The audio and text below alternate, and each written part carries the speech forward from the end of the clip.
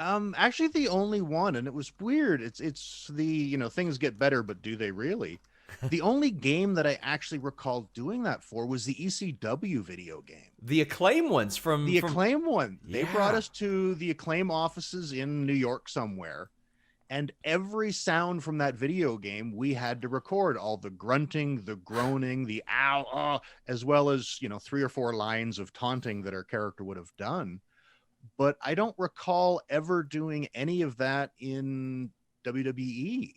Which Now is I do remember doing, there was a week, and unfortunately it was just after we had all been fired from the invasion, and I did the segment where I was, mopping floors at WWE New York, the restaurant, hoping to make my way back after being fired. And all of the toy companies were doing, you know, I guess probably the Christmas launch or something. So there's all these new toys coming out. So they're all there too. And I'm assuming none of the people knew wrestling. So they just watched the episode the week before they showed up. So literally every piece of merchandise and toy, they had me doing, janitor stuff as if that was my gimmick. And there was like, a lot of voice stuff for sound effects for different things, or a microphone that you could interview people. And they just wanted me to record all these lines about mopping floors. And I'm just like, oh. But yeah, other than that, for toys and the ECW video games, the only time I've done voice work, so to speak. But again, I've been doing podcasts, non-garden related, for quite a while, so it wasn't a big stretch.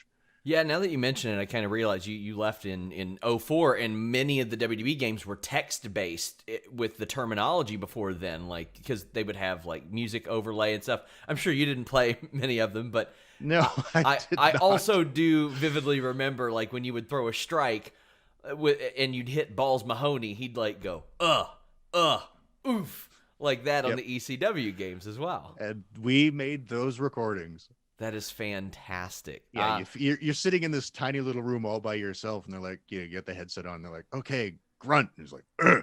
It's like, all right, pretend you got hit. You go, oh. It's like, you just feel like an idiot. So actually being in a studio with Brent doing lines and letting him hit me was easy. Yeah, I was gonna say, like, if you had him there, it would have been a lot more natural because he could have just got the job done for you. Yep. Was there any, like, to kind of mention the video game again? Was there any other work you had to do for those? Like, did you have to do any motion capture?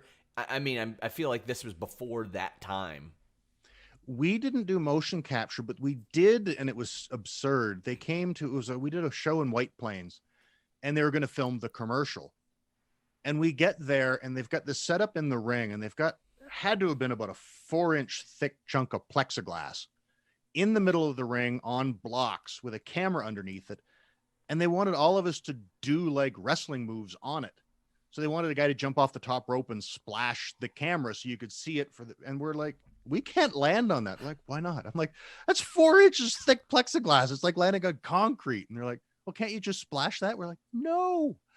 So they eventually managed to put some, the gym mats that would be on the floor in New York around it, just enough so that the camera didn't see it. And a couple guys were willing to do a couple of bumps on that, but it was not good. So yeah, that's why I much prefer the animated series, because you don't have to do your own stunts in an animated series.